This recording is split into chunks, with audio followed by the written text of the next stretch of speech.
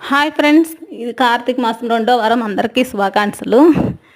ఉదయాన్నే అయితే 4ంటికి వెళ్ళేసుకొని పూజలు అయితే అన్ని కంప్లీట్ చేసుకొని గుడికి శివాలయం మా దగ్గరలో పాతూరులో శివాలయం ఉంటుంది అనమాట. శివాలయంకి అయితే వెళ్ళిపోయాం 5ంటికి.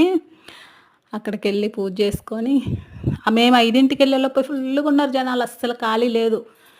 కొంచెం మెల్లమెల్లగా వస్తూ ఉన్నారు, వెళ్ళిపోయేటోళ్ళు వెళ్ళిపోతున్నారు.